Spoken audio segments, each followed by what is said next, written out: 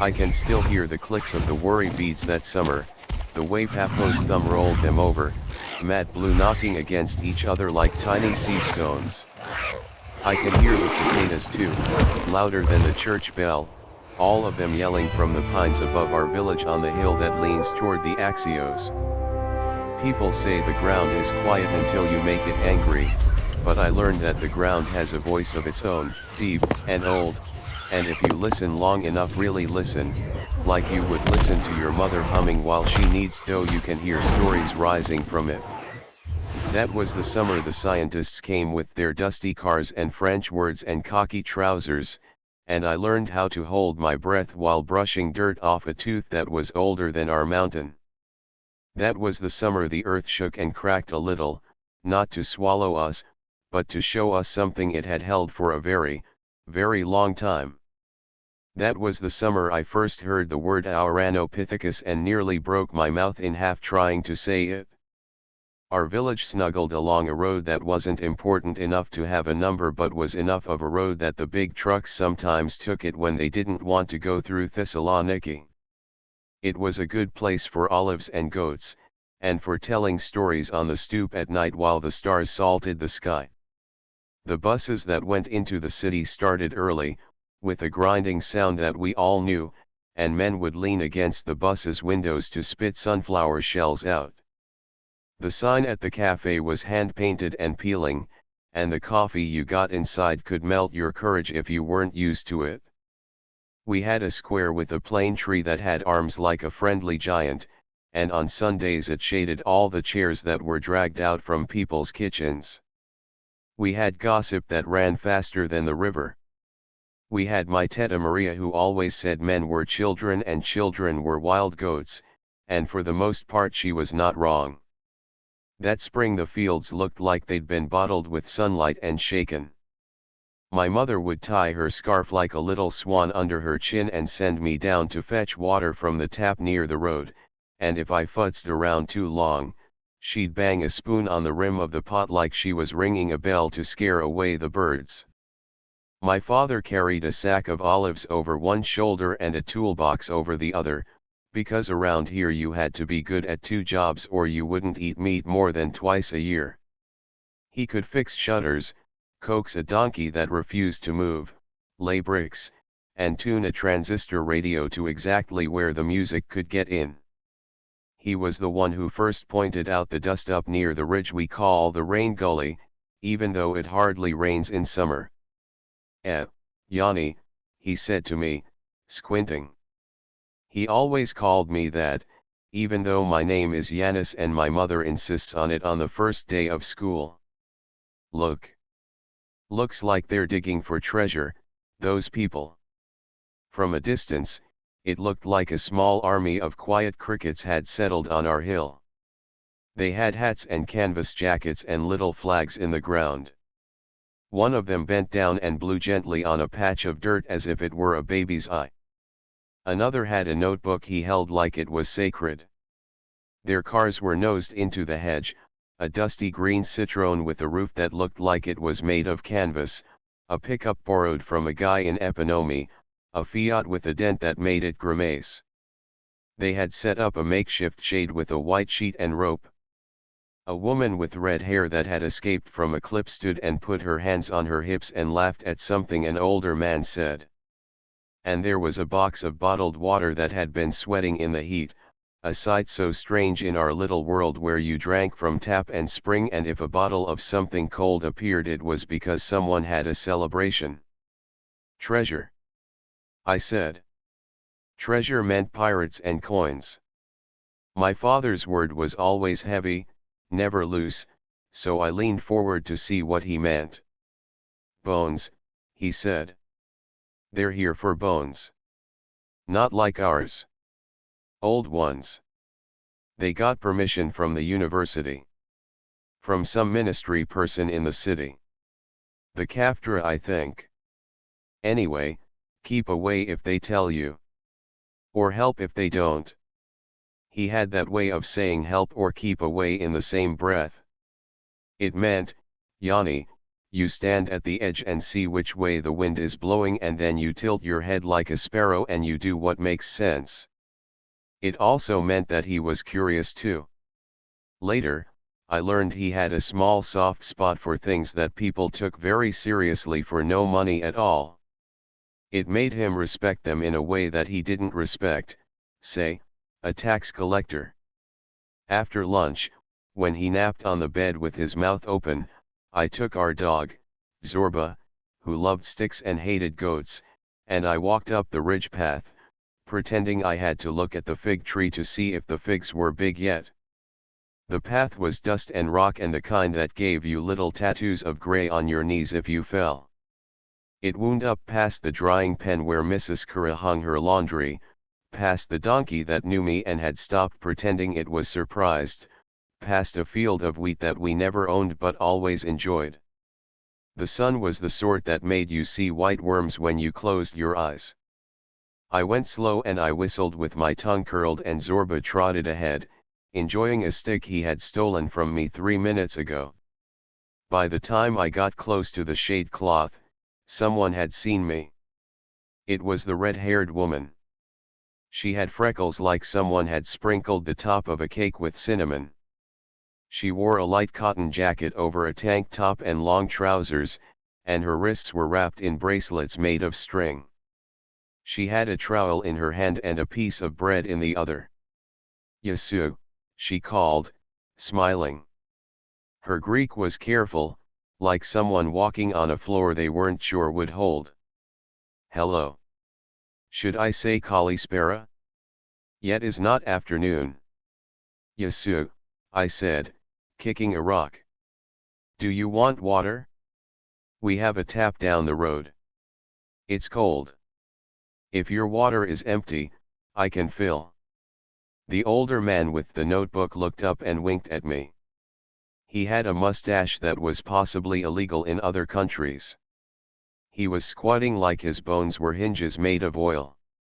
"We have water, Sasf Haristume," he said, making the Greek words turn French. "But you can bring us shade if you have any to spare." I liked him immediately. He had the kind of eyes that looked like they were permanently smiling even when his mouth wasn't. "We don't have extra shade," I said. "We only have olive trees. And they are busy." He barked a laugh. "The trees, they are busy. This is true." He closed his notebook and stood, pressing one hand against his knee. "I am George's," he said. "But if you call me Yorgos, then I am yours." He pointed his pen at the red-haired woman. "This is Katerina." He pointed his pen at the sky. "And that is the sun, in case you were confused." "Katerina," I said, like the name mattered. It was nice that one of them had a name that felt like it belonged here. She tipped her head and then squatted again like it was nothing to her, as if her knees had never heard of complaining. "We are looking for old things," she said, as if I wasn't already craning my neck to see the edges of their trench. "We are listening to the earth. Do you hear it? It murmurs if you're quiet enough. Don't step in the taped area. But you can watch. Only for as long as your mother won't come looking for you with a wooden spoon." "I'm Yanni," I said, thinking she had already put me in a strange family where my father was the trees and the sun was a friend of my uncle's. "I can be quiet. I can be so quiet even my own heart thinks I'm not home." "Then you will be a better archaeologist than my assistant," Georges said, without turning, as another man in a floppy hat dropped something with a clang and then apologized to his shoes. "We are not archaeologists exactly, though. We are paleontologists. We find old bones of animals. From long time ago. Ancient. Not human ones. Not human ancestors maybe. Maybe cousins." I felt a small jump under my ribs. "Cousins. From long time ago? From this hill?" I pressed closer as Katerina shifted to the side. The trench wall they had cut was like a slice of cake that had been in the oven too long. It was layers, some pale, some rusty, some that looked bluish if you didn't stare. They were working near a line where the dirt went from yellow to gray, and they had little flags stuck into the ground, red and orange and blue, and strings stretched tight in squares like a fishing net had been dropped there. The smell of dust was sweet and old, like our storage room. I could see small bones that looked like a fishing lure or a toothpick, lined up on a cloth.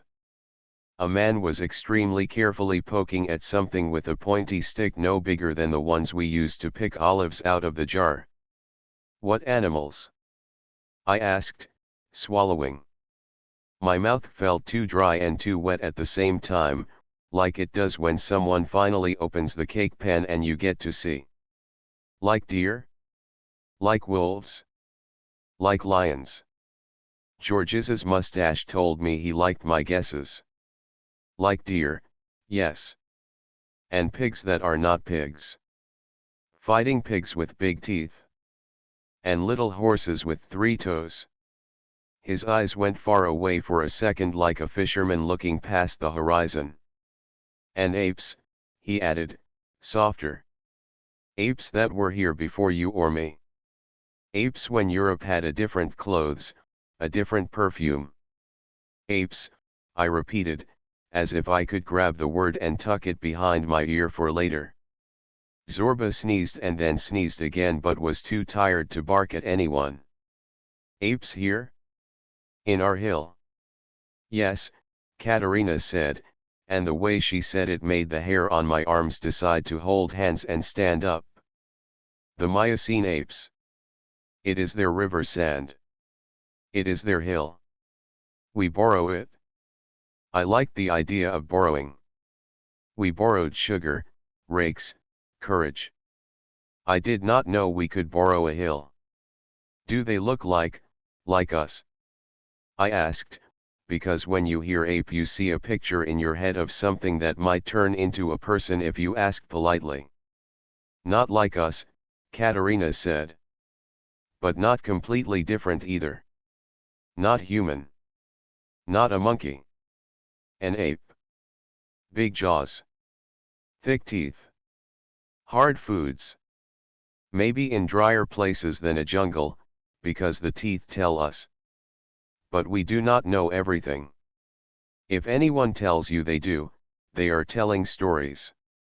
"This is Ouranopithecus," Georges said, rolling the word around as if it was a sweet. "We think. Here we have found before a tooth, a part of a jaw. Elsewhere they have found more. Old, old. 9 million summers old, something like that. If the earth had a birthday cake, the candles would cause a fire. But we are careful. We do not make big claims. We collect. We measure. We compare." The wind did a small thing like it couldn't decide which way to go. I looked at the wall of the trench, the stripes like the inside of a halva. I thought of my school, and of our teacher who said Homer this, Homer that. I wondered if Homer would have had better stories if he had known there were apes with thick teeth under Greece. Zorba farted and then looked offended at himself. "Can I help?" I asked, the word slipping out before my better judgment could escort it back inside my teeth. "I am good with little things. My mother makes me remove stones from the lentils one by one. My fingers are quiet." "Ah," said Georges, pretending to be crushed by a blow. "He is making offers we cannot refuse. He is a volunteer. Katerina, give him a brush. A small one. He can brush around the flags. He can be our wind, but slow." She looked at him, one eyebrow turned like a hook. "He's a kid," she said. "We will not get away with this if his father comes." "His father wears kindness like a hat," Georges said. "Besides, we will pay him. He fumbled in his pocket and produced a piece of wrapped candy. In French, caramel. I came home that evening with a sticky mouth and a head full of words that sounded like foreign bread: enamel, occlusal, sediment, plaster jacket, molar cusp, coordinate grid. I had brushed for an hour, hunched like a praying mantis, while Katerina and the assistant with the floppy hat named Petros, not my village friend Petros, a different Petros, one with fingers like cello strings, measured distances from a nail hammered into the dirt that they called 0, 0. I learned that nothing was touched until its picture had been taken twice and someone had measured it, and that D45 was more than just a square on the ground. It was a promise that someone could find that square again in a notebook even if the entire hill got washed away. I learned that if you blew very gently at dust it flew away without a temper. I learned that brushing is a kind of prayer. My mother set down the bread and didn't even look up from her rolling pin. "Why is your back shaped like a banana?" she asked. "Did you decide to become an old man without telling me?" "I'm helping the French," I said, trying not to smile in a way that would make her suspicious. "And Katerina?" "She's Greek, but the French say her name like they're chewing gum. They're looking for the bones of an Ouranopith."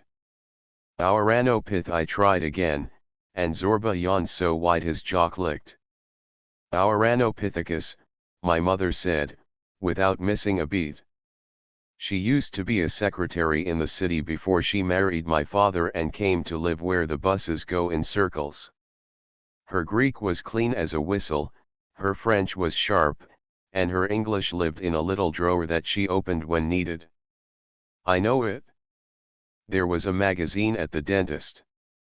"A strange thing to read with your mouth open. You found Ouranopithecus in our hill." "I didn't find it," I said quickly. "But we are looking. The hill is generous.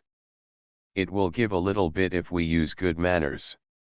She snorted softly and shook flour off her hands. "Make sure you have good manners then. Don't be too long. Your father's temper is short when he is hungry. And tell him I said that." "Katerina, is she from Athens or from the university?" "University," I said, feeling the proudness grow in my chest like I had been entrusted with a key. She knows how to say the names of things without making them seem like they are made of glass. "You like her," my mother said, in that way that makes a boy's ears turn into sausages. "Good. It is good to like people who like their work. Some people pile olives. Some people pile books. Some people pile bones."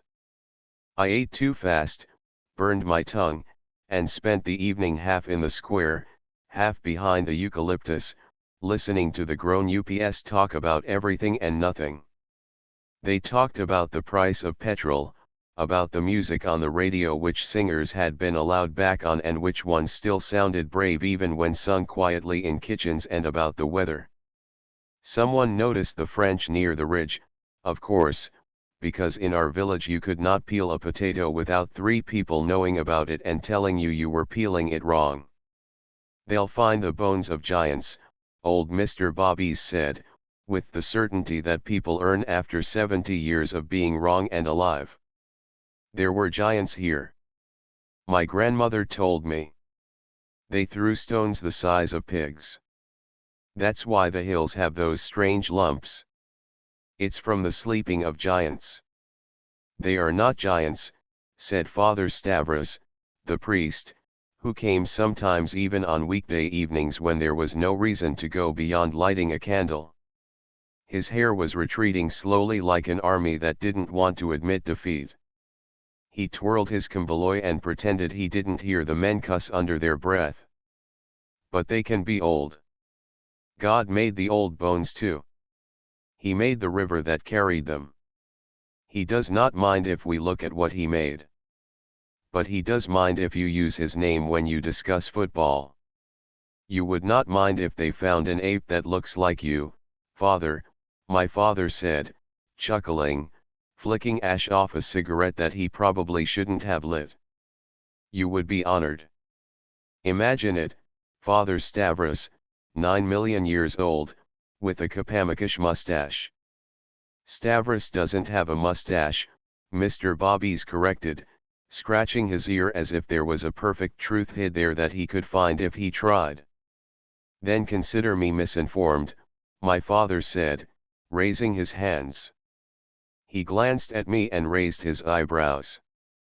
It meant, I see you gluing yourself to this conversation, I will not unscrew you from it yet. It also meant, be careful which words crawl into your head and set up a house. People argued about the French and Greeks and who owned what. Did the bones belong to us? Did they belong to the earth? Could someone take them? Did the ministry require a paper with a stamp? How many stamps? Where would the bones sit? In a museum? In a university? On a shelf where a student could drop them while trying to impress a girl? There were many opinions and only a few facts, which is usually when people feel terribly bold. I sat and let them wash over me, knowing the next day I would bring my quiet fingers and my loud questions back to the hill. The days fell into a rhythm that felt both wild and precise. We woke early because the heat had an ambition that could not be argued with. I would carry a loaf of bread wrapped in a cloth and a jar of olives to the trench, and Katerina would produce a tomato and some cheese that she said came from a man named Spiros but probably came from a market in the city. The assistant Petros would always have chalk under his nails and forget where he put his pencil. He had a camera that made a sound like a shutter, and when he pressed it, the click felt like it went into my stomach. They would set strings and measure from the nail in the ground, murmuring things like D4 has the molar, C3 is where we broke that piece last time, as if the alphabet had been invented specifically for dirt. Sometimes I held the tape while Katerina pushed it flat with her finger. Sometimes she gave me the brush and said, "You can do inside the square. You are the landlord. We live in your village. Tell the land you are sorry for making it naked." I would brush and breathe and sometimes forget that I had a body and a thirst and a home. I would find stones that looked like teeth and feel an earthquake in my chest and then have to tell myself, "No, Yanni, it is a stone, stones are good too." Once I found a little bit that even I could tell was a fossil and I froze, half crouched, heart going like a drum. "Don't move," Katerina said, and I thought, with what muscles? It's a fragment. Maybe this is nothing. But we celebrate anyway. She slid in next to me and touched it with the tip of her brush, and then she grinned, and the grin made me feel like I had grown wings. "You have good eyes," she said. "We have to make you a hat, so they don't get sunburned." George is praised like someone who had spent his life collecting exactly the right words for that purpose, and every day he got to choose one and blow it like a kiss at someone. "You have a talent," he said. My ear translated that into a trumpet noise. I floated home, my feet in argument with the ground. I learned that when they found something that wasn't ready to move, they would mix plaster and water in a bucket and fold strips of burlap into it. The smell was sharp and chalky, a clean smell that made me think of school and hospitals. They'd lay the wet strips around the thing like a mummy, except they didn't wrap it, they hugged it and gave it a coat. The wet plaster would harden, and then they would undercut it and slide something under and lift the whole block, and someone would write numbers on it like it was an egg being mailed to the president. On the back of the truck there was a box filled with medicine for bones, tiny bottles with labels, paraloid crystals that they whispered about as if saying too much would make them evaporate, acetone that burned your nose, little brushes in cases. They had a brush that looked like a small broom, they had something that looked like a dentist tool except it was for the earth, and they had patients that collected around them like a smell. On the second week, It wasn't me who found the tooth, but I tried to act like it was. Petros the assistant had been smoothing a little wall of earth and it popped out, lying in the dust like a rotten almond. He made a noise that wasn't a word. Katerina came over like a cat, quick and sure, and then she cupped her hands like this was a church and he was offering her something sacramental. They cleaned it gently with brushes that had no hair left and someone asked for water and someone else hushed him because you do not pour water on the past. Then I saw it close as we lay the tooth on a little foam bed to take its picture and write its name on a card. It had thick enamel and hills on the top like little mountains. The root was broken, not fresh. It was heavy. It said, I ate things that would hurt you. It said, I did not belong to you but you belong to me. Ouranopithecus, Katerina said, her voice soft and a little hoarse like she had cried recently. She put the tooth in her palm and held it out to me. Say hello to your cousin. Maybe. Could be. One of the old ones of this river. If apes had family books then the pages would be water stains and smudged ink. I couldn't stop smiling. It felt like I had swallowed a light. I don't know if I should bow or offer him orange peel, I said. Should I apologize for being noisy? Should I shake his tooth? You should respect him, Georges said, writing quickly in his notebook, then pausing to press his mustache with one finger like it needed flattening. And then you should measure him. Respect, then measure. If you do both, you will not go too wrong. I turned the tooth this way and that and then held it to my lips. It was colder than the air. I had never held something that old. I thought about how my teacher said the Bronze Age was very fancy and old, and I felt a small, silly laugh bubble up because this tooth didn't think of the Bronze Age one way or the other. It sat at dirt for a long time and then it moved a little when the rain carried parts of the hill away, and then it sat again, and now it sat in my hand. I had no idea what to do with that knowledge, so I did what my father did when faced with anything complicated. I made a joke in my head so I wouldn't drown. We all took turns looking at the tooth while Petros clicked the camera, and then after the pictures and the measurements and the writing in the notebook and the little bit of consolidant to hold a chip where it belonged, we put it in a little box with soft foam and the box went in the padded case with the other little boxes.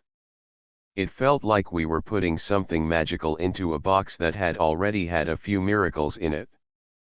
That evening I presented the news to the village as if I had personally given birth to the tooth. My father clapped me on the back hard enough to rattle my lungs. Papa said something about how perhaps if apes had been here long ago, that explains the quality of certain men's behavior. My mother made the sign of the cross and then laughed when I glared at her. It's good, Yanni, she said. It's good, what you do. It is not fishing or bricklaying, but it is also useful. You are growing a brain like a plum. What does that even mean? I asked, and she tapped my forehead with the side of a spoon and said, don't let it get overripe. The more I went to the trench, the more I realized the hill was like the inside of a bakery's back room. There were trays stacked and each held things in different stages of readiness. Here, men were mapping, there, someone was sieving dirt through something that looked like a window screen. Beyond, a small boy, me, was being treated as if he were a delicate instrument and an equal, which made me stand taller. I learned that you don't touch a fossil until someone says okay, and that the okay only comes after boxes of things have been checked, and that the checking is as important as the touching. I learned about the camera that Petros always kept strapped around his chest, a Nikon that was black and heavy. He explained to me about film like it was a living thing. He had to be careful with it. If he opened the back of the camera before it was time, then the light would rush in and turn all the careful pictures into smudges and ghosts. I tried to imagine the light as a cat who didn't understand that sometimes you have to leave things in the dark for a while. The heat made us smooth and slow. We drank water out of old wine bottles and we poured some for the earth by mistake when our hands shook. The flies were interested in our ears like they thought we were caves. I learned to tuck a piece of cloth under my hat to cover my neck, and I learned that if you lean too long on one foot, it forgets how to be alive. Sometimes the city sent a car with a man in it to make sure the work was following a paper in an office. The man would stand around and wipe his face with a handkerchief while we ignored him and pretended he was another plant that was despairing. Once a boy from the city showed up with his father and asked to see the bones of people, and when Georges told him there were none, he got bored and kicked a rock and they left in a storm of dust, and I had never been so glad to see someone's back. I sometimes took the bus into Thessaloniki with Petros when they needed to buy more plaster or film or office something, and those were my favorite days and also the ones in which I sweated more than all the others put together. The bus had curtains that had once been white but now were the color of stories. The driver had a mustache that competed with Georges's. Behind the bus, the countryside rolled like a dog, showing us its belly, sunflower fields, small farms, tin-roofed barns, women hanging things, men squatting and smoking and saying things like "the rain will come next week, I feel it in my knee." The city rose up from the plain like a beehive. The smell of the sea reached us before the sea did. Thessaloniki had edges that grabbed your shirt and dragged you. Petros liked to pretend that he knew the city better than he did. He made us walk fast along Egnatia, then stop and double back because he had remembered that the shop he wanted had moved to a side street. We would duck into the cool hole of a shop that sold plaster and sand and 10,000 screws, where the man behind the counter shook his head as if nothing in his life surprised him anymore, not even two sunburned people asking for more plaster in the middle of the summer. We would go by the university, where the white buildings stacked themselves in rows and students sat in clumps in the shade like cats that refused to climb trees. The white tower stood up near the water and gave us a blinky look, and I would watch the ferries and think, one day I will ride one and I will not come back for many hours, and I will tell my mother about the wind later in excruciating detail until she wishes she had never made me. There was a woman who sold cutlery near the bus stop and she knew me by my hair, which sticks up even when I am asleep. The little sesame rings were warm and crisp and the inside was soft and they barely lasted, thrown into the theater of my mouth. Sometimes we bought ice cream that slid away from us like a joke. Sometimes we just stood and watched the people. I loved the people who looked like they had come from villages like mine and put on their good shirts and brought their river hearts to the big roads. I loved them more than I loved the ones who looked like the city had made their bones out of plastic and their hair out of gel. I loved the sound of Greek and the occasional French bubble of Katerina on the phone and the way my brain made room for everything. It was a good time to be 13 in a place where the past was crawling up and saying hello. We had heard there had been other earthquakes in Greece before. The old men sometimes said, I remember the one in 67, but lots of the old men remembered everything back to the year that my mother was born and 3 centuries before that too. I never thought about the ground as something that could shake me off like a dog shaking off water. I thought about the ground as my blanket. Then, in June, the earth reminded us that it was the boss. It didn't ask us. The day the big shake came, my mother had made fazolakia and the whole house smelled like summer had divorced winter permanently. I had left the trench early because Katerina had decided to cover the square with boards and the shade cloth and then leave the earth to rest. We do not push when things get stubborn, she said. This earth will be here tomorrow. We should be too. Go home, Yanni. Eat your mother's food. Tell your father we promise to be more interesting tomorrow. I jogged down the path with a stick. Zorba was off somewhere, probably trying to convince a goat that it was a dog. The sky was clean. There was a breeze that had been born in a pine tree. You know how there are days where everything seems extra sensible and normal, like a table with exactly 4 chairs and no more? It was like that. Until the ground did something it had never done. I noticed the sound first. A sort of growl that came from low down, as if someone had buried a bowling ball and was rolling it underfoot. It didn't sound like thunder because thunder is a taste in your mouth and a punch in your chest. This was a long, sliding sound, as if the rocks under us had decided to sigh. I stopped. The hair on my arm stood up and held a little meeting. Birds shouted. Then the trees shook. The ground shivered, very quickly at first, like a cat trying to shake water off its paw, and then long and slow, a wobble that made my feet suddenly be drunk without my permission. I felt like someone had turned the whole village into a boat and the captain was telling a joke at the wheel.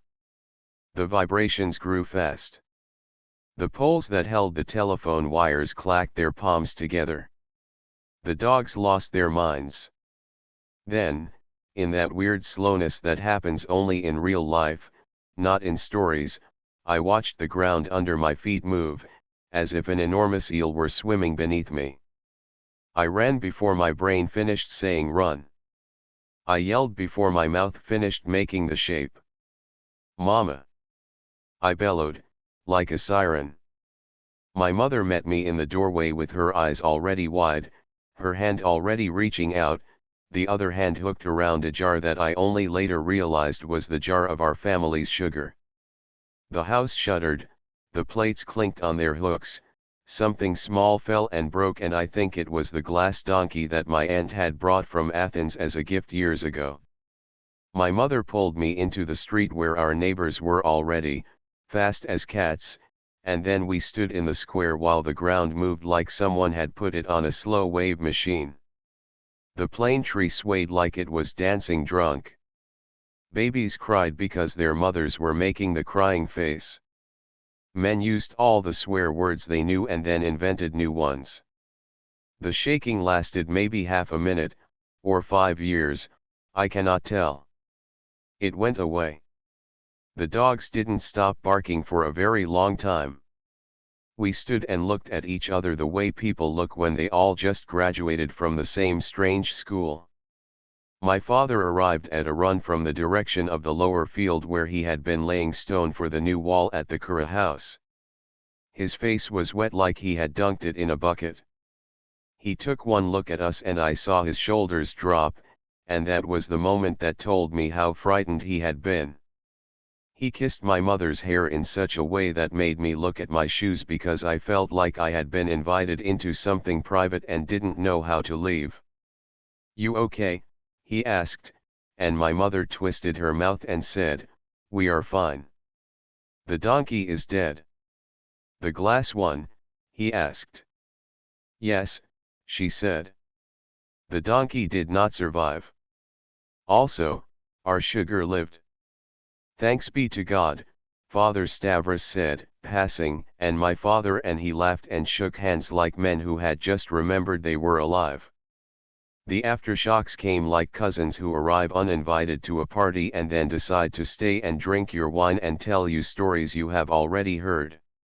Smaller shakes and wobbles, enough to make us look up from whatever we were doing and wait for the big one again. A crack appeared in the corner of our kitchen like a line someone had drawn to cut the room with a knife. Somewhere in the village a bit of plaster fell inside a mosque that was now used for storage and broke a jar of grain, which even the men who had said rude things about the mosque said made them sad. In the city, the radio said, there were buildings that had been hurt far worse, and some had fallen. We didn't have a television. We had to imagine it. The radio voices were a bit loud, a bit too cheerful, as if they remembered that people were listening and looking at their children's faces at the same time. "Do not panic," the radio said, so we panicked a little in a neat, quiet way. I thought of the trench and my heart kicked me from inside. My father looked at me because he could practically hear my thoughts scratching the walls. "Don't even think," he said. "Just a quick look," I said. "We are not going up there if there are aftershocks," he said, rubbing the back of his neck. "I respect the apes, Yanni, but they have had patience for 9 million years. They can wait another day. We will go in the morning. Or Katerina will descend from the hill with curses if she must. She is fierce." He was right. Also, he called Katerina fierce, which made me feel equal parts proud and weird. I nodded and then stayed outside on a chair while my mother tried to go back inside to see if the pot of beans had fallen, and my father pulled her back gently by her elbows and then, at her glare, let her go. We slept outside that night. Everyone did. Mattresses appeared from houses like turtles showing their shells. Old women shuffled past, being helped by grandchildren. Someone set up a camp stove and made Greek coffee, and it tasted like we had been forgiven. We sat and listened for the creaks and groans of our houses settling, and we said, "We will be okay, we will be okay," even when we didn't know what okay meant. The sky was very patient. The stars were serious. The ground felt restless, like a dog who wants to go in and out. In Thessaloniki, the next day, the damage was obvious even to a boy from a village who didn't know which buildings were old and which were simply badly built. We went because my father had to see his cousin Eleni, who lived with her kids in an apartment near the university, 3rd floor, concrete, ugly in a way that felt modern. The bus leaned around corners as if it were drunk, people pressed their faces to the glass. Aristotle Square was full of people, and not like normal. They had blankets and looks like they had slept outside, and some had cardigans thrown around their shoulders like old-fashioned movie stars. The newspapers were full of numbers and blame. I tried not to read them because they made the skin between my shoulders feel like a knotted rope. Buildings had cracked. Pieces of plaster lay on the sidewalks like snow drifted weirdly. The old bit up near the rotunda had people standing around looking at things broken and oranges rolling on the street as if a fruit seller had gotten excited and threw everything he had at the problem. The White Tower stood as it always did, maybe slightly insulted that anyone had worried. The university campus had tents. Soldiers handed out buckets like it was a picnic, except the looks on everyone's faces said it wasn't. I tried to keep my eyes gentle, the way my mother taught me, and not stare. We found Eleni in a park, sitting on a blanket with her 2 boys, who were eating cheese sandwiches like the world was normal. Her face was pinched and then it opened up when she saw my father and me and my mother behind us carrying a basket with bread and cucumbers. She threw her arms around my father and then my mother and then me, as if we were part of an armful you couldn't sort out. "We are okay," she said, and then, as if she had used up her words, she put a hand on her face and let out a sound I had never heard from an adult. One of her boys looked at me like, "What is happening?" And I looked back like, "We are too small to fix this." We spent the day doing very little that felt important and a lot that felt like we were just using up the time in case it did something else ugly. We brought water to people. We stood in line. My father talked to a man who had seen a building collapse and he said, "What can you do?" A lot, which is what men say when the world has shown them they are not the main character. Eventually, we went back. The radio kept talking for us. We decided to sleep outside again, because the aftershocks were getting less but not less enough. When we finally walked up to the trench 2 days later, the hill had changed a little. Not much. Maybe I expected the ground to have swallowed half the site and reorganized itself in stacks, like a bad housekeeper. But the strings were intact. The shade had slumped, like a tired man, but still hung on. The wall of the trench had cracked in two places, a hairline and one that cut through a layer like a line.